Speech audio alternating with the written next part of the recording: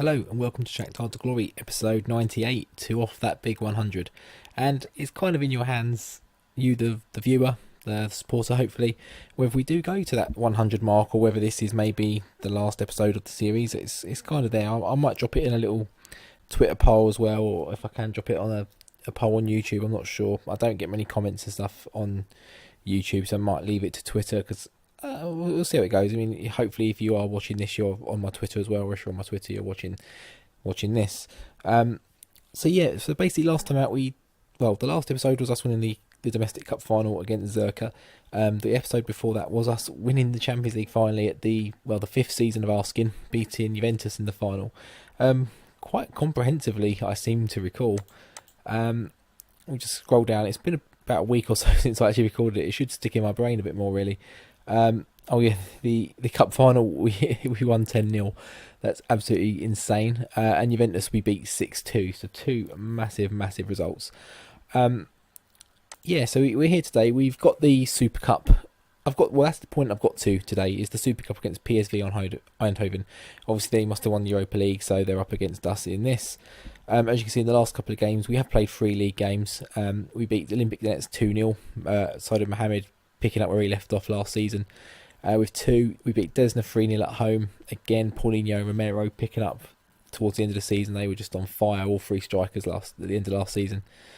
And we then had a disappointing 1-1 draw with Dynamo Kiev. The Olympic Donetsk game, we also had the Charity Shield in there somewhere. Yeah, Dynamo Kiev, we beat them 4-2. So Romero with 2, Mohamed with 1, and Yuri Alberto finally back from injury, nabbing 1 as well.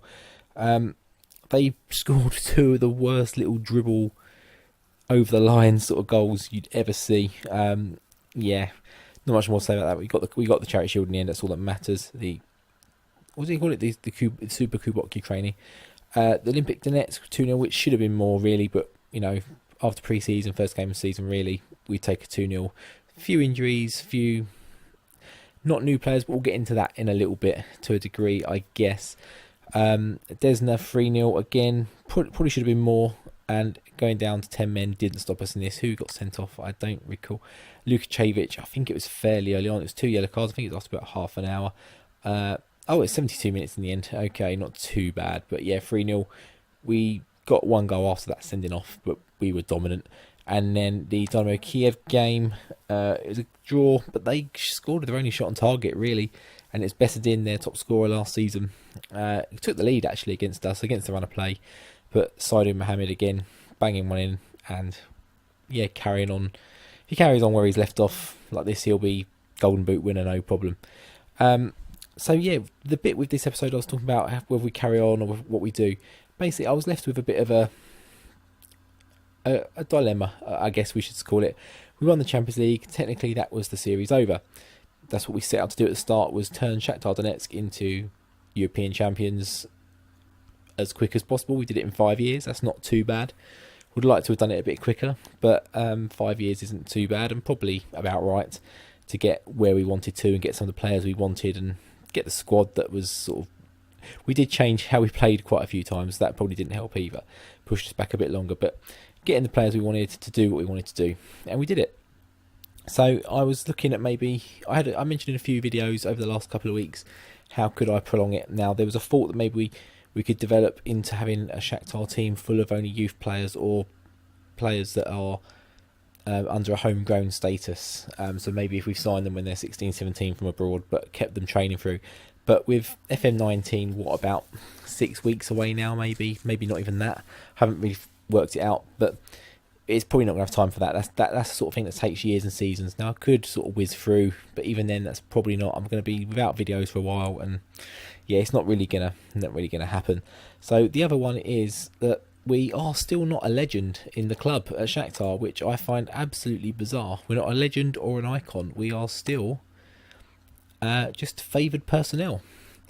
Here we are, favoured personnel. We're not in the icons, I don't think.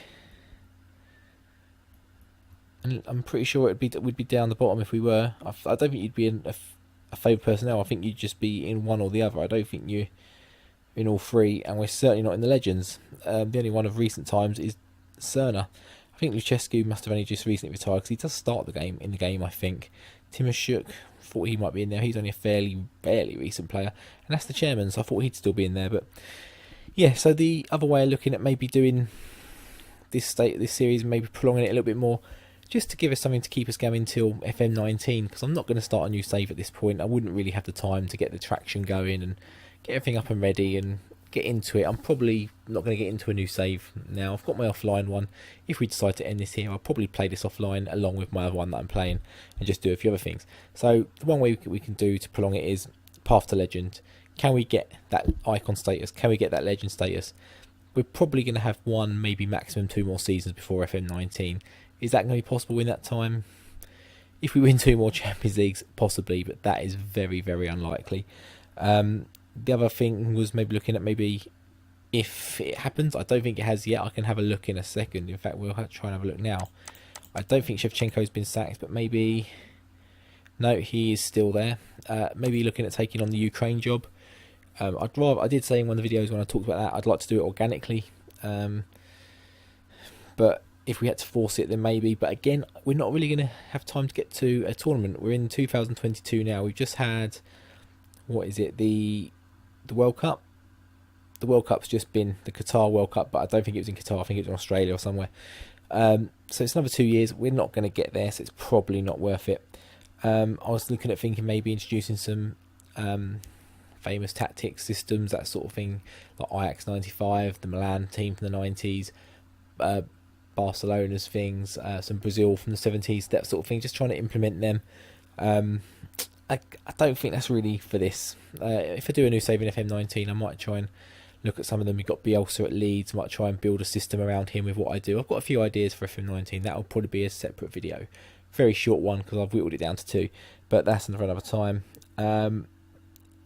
And that's really the only way I can think to progress it, is going for that Path to Legend, which again, I'm not sure if we're going to have enough time, but we can try. We'll give it 1 more season, maybe 2 more seasons, see if we can get there. Maybe try and keep it a bit less structured and sort of whiz through a bit quicker, so maybe we can do a couple more seasons, who knows. And just do the occasional updates, maybe 2 videos a week rather than 3 or something like that, and just whiz through. Maybe have a couple of games from the Champions League in it, maybe just do a highlights package of the Champions League group games, and then just get to the knockouts and 2 games an episode, something like that. I'm not too sure, but I'll leave that up to you. So that sort of covers that. Transfers, I'm not going to go into this episode. I am going to do a separate one the next time, so I think this comes out, I think off my top of my head it'll be out on Monday, so that'll be on a Wednesday. That was another thing I looked at, maybe as a way of prolonging, is just to completely overhaul the squad. It's fair to say that has kind of happened this season anyway. We've had a couple of ins, which we'll see in the transfer episode, a lot of outs, and there's still a few more I'm trying to get rid of as well. And then I've promoted a lot of players up from the under-19s and under-21s team into the first team. 1 or 2 have picked up a few injuries, which is a bit annoying.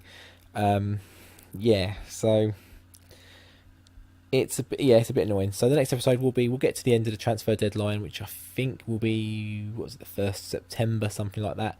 So a couple more weeks, got a couple games, but it's not going to be affected by today's game, because no of the new signings, apart from the one who actually looked at the end of last season when it happened, is going to be in and around the squad. So it's not too bad. You'll see a few new names that we've been promoted, but you've been introduced to them at some point before, but you'll get to see them a bit closer, I suppose. I think that's us pretty much caught up from what we're looking at. So yeah, if you've got any sort of feelings, thoughts, drop it in the comments, message me on Twitter, anything like that. I'll try and do a poll like I mentioned. I'll try and remember, because again, I'm recording this about a week and a half in advance, so I have to try and remember and make a note for myself to actually pop that poll up. So if I don't, drop a comment in this video, let me know your thoughts. But without further ado, we are going to jump into the PSV game. So without further ado, we'll jump into the lineup we're going with today, and we'll have a little run through that, because it's probably going to be slightly different to what we're used to. Okay, so here are the lineups. This game might actually be running a little bit slower today than thought. It took me a bit longer to get there. I have got a video editing in the background, and a video in Handbrake being compressed. So that's hogging my computer a little bit. And now looking at the team, there's not a great deal actually that you're probably not used to. So the front 3 is pretty much as we ended last season. We do have, luckily, Roberto back on the bench. He's on the bench today. But we've got Hurtado and Petraka in the middle, Lukacevic and Matvienko on the wings. And then we've got Kvitsov and Tello at centre-back. But they're joined by Chainer this time. He is someone who's been around the club for a while. I think he is homegrown, but he's Paraguayan. We signed him, but he's been there long enough, I think. We do have him listed for loan, which is a bit silly because he's in and around the first team. He's still got sort of he's at 4-star potential. He's only 2.5-star ability, but for the league, certainly he's good enough, and he's played 3 games and done really well. He's been on loan at Zoya a lot. I hadn't even realised he'd gone to Zoya every time. But we signed him for 1.6 from Olimpia in Paraguay. He's played quite a bit for Zoya, not amazingly. He's always been just under the 7-point average. So for a team that probably isn't near, well, they're near the top, but they had 1 or 2 iffy seasons in there, I think. But they've always been there or thereabouts, and they've fallen away a few times. So I think it's probably a fair enough average rating, and I think we can accept that. If it was getting that for us, yeah, it's not good enough. But for a team that's maybe competing but not dominating every game, I think that's a decent enough return for us. We've got our Adir on the bench. He's a Brazilian fullback, can play either side technically, but he is a left back. I'm hoping that some of these don't give away some of the business we've done, but he's 2-star current, 3-star with scope for 4-star. He's still only 20. Again, been on loan at Zoya a hell of a lot. He come back a little bit last season. Played a couple of games for us towards the end. I think we returned him from loan because I think he picked up a bit of an injury. Again, not amazing stats, but 3 million from Flamengo a few years ago. He's got nearly 100 games already. He's 20 years old. 1 goal, 2 assists. So we're looking at working on some of that, but yeah, he's a decent backup. That's pretty much what he is. He's not a first choice. Drouet is back in the team as well, Swiss striker. We play that poacher role now, so he's there. He's got great pace, great finishing. He's still only a 3-star up to 4-star potential, 2.5 current, but I think this is one I was really excited about when I signed him, but he hasn't quite fitted that bill. But I think now he's back with us. If we can get him firing, we'll be a good player on our hands. 2 million from Sion. He got 5 and 11 for Olympic Donetsk in that first season. I think that was the year they finished 3rd or 4th or something. They did really well. Then he's gone back to Sion, not done so great. Back to us, he had a few games, didn't do too badly in terms of average rating. Goals return not great, but we weren't playing to his strengths. I think we are now. We'll give him a bit more chance, he'll score a few more goals. And he was on a loan randomly at Braga in Portugal last year. Again, not too badly in a decent average rating. He hasn't hit the ground running for us just yet, but he's mostly been sub. In fact, I think it's all sub appearances. He will get his chance from the start, and I'm sure when he does, he will be ready to go. Roberto, like we mentioned, and Lukinov is still around the first team. He's the young player we've got. He's getting capped by Ukraine. He's really good. He's coming along nicely, and he fits in that. Doesn't really fit what we're doing at the moment, but I'm training him to fit it. Then we've got Kovalenko is still here as well. Now looking at their team, anyone who jumps out immediately as being a bit different, or I think he played for Man City. I signed him a couple of years ago in one of my games, and he was fantastic. Maybe they signed him, and then I signed him from them then, because that's not him. Was he French? No, it must be a completely different guy. Bart Ramselaar, I remember from second yellow cards, AFC Wimbledon Series a couple of years ago. That great player for him. I don't think he's quite lived up to that in real life. And then we've got Luke de Jong up front, still going. Another de Jong, of course. We're in Holland, so it would be. But yeah, I think with that we can jump in the game and hopefully add another trophy to our name and possibly one step closer to icon or legend status. We'll let the assistant take that and we'll jump in. We've had a pretty good start to the season. We beat Dynamo Kiev. They've got a new manager. I think we mentioned at the end of last season that Pellegrini was sacked or walked away, one of the two. They've replaced him with... It was Luzhny, but he was just a caretaker. I think we saw that in one of the episodes. I don't know who it is now. I think he was Karpati's manager.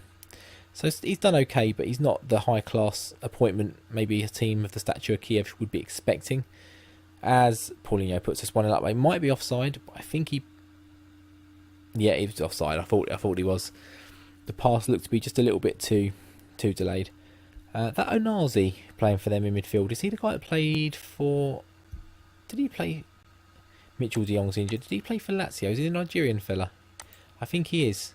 Lazio, yeah. I remember having his card on FIFA. There was one year he was particularly good. Or decent, anyway. A cheap starter player. And as we're just getting in towards half-time, Romero unfortunately picks up an injury, so we are going to bring in Yuri Alberto. We've got the option there for Drouet, but I think with the advance forward, it's more for Alberto. He could possibly play there with his pace, but we're going to go for Alberto. He's got probably slightly better passing ability as well to make the assists. But yeah, literally nothing has happened since that last highlight. We've had a few shots. They are not really doing anything. but it's probably just there's not much happening because I waffled so much at the intro part, the start part, that we needed to have a little bit of a quick game to get through. But we got to 48 minutes of added on time in the end. 3 minutes over. We both had an injury. That's pretty much what's dominating the game so far. They all seem to be fired up. That will do the job nicely.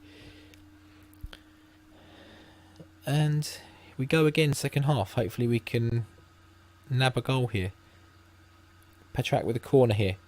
Falls to, well, Mohamed eventually. I think it was Chainer who found him. Paulinho. Yuri Alberto. Can he make his impact? And Petrak buries it. A great knockdown from Mohamed. Good interplay from a couple of the strikers there. And back to the midfielder. And he just buries it in the bottom corner. And we've got, I'd say, a deserved lead in this game. I'm not too sure who PSV beat in their final Europa League. We'll maybe take a look at that after. And a great head down from Mohamed and just levered into the back of the net by Petrak. He's back. Petrak is back. Another corner straight away here. And Petrak buries it again. I don't know if there's a bit of a touch there for an own goal, but it's been given to Petrak. And yeah, Petrak is 100% definitely back. I don't think he's unhappy anymore. We seem to have calmed him down. He probably is our best midfielder when he's on his brains on the game. As they have a free kick here, I did just notice they had a player on their bench called Fred Friday. What a name that is. As they're still coming. We haven't really defended this very well. Good save by Lunin, but he knocks in the rebound. Gaston Pereiro. And with about 15, well, just shy of 15 minutes ago, maybe 15 minutes we've added on time. They're back in the game, and probably not justifiably. We should be.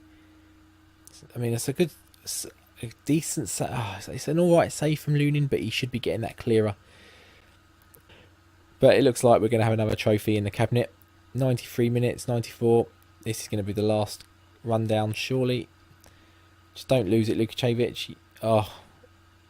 And it bit of ping pong in the middle of the park, but it's all good. The game ends. We don't see the trophy because I don't have 3D on, unfortunately, but we're lifting it. Our captain now is Kvitsov and Saidu Mohamed is the assistant. So yeah, they'll be the ones lifting it primarily. We'll come back to that next episode, whether we go for this or not, whether he's one that's leaving or not. We won't touch that just yet. So with next episode, it's going to be the transfer deadline, so we've got about 2-3 weeks, a couple of games to play. I think there's an international break in there, so it might break it up a little bit. We may have already had it, I'm not too sure, I can't remember. But yeah, we're a transfer episode. If you've enjoyed today's episode, drop a like on the video. Please do drop a sub to the channel while you're there.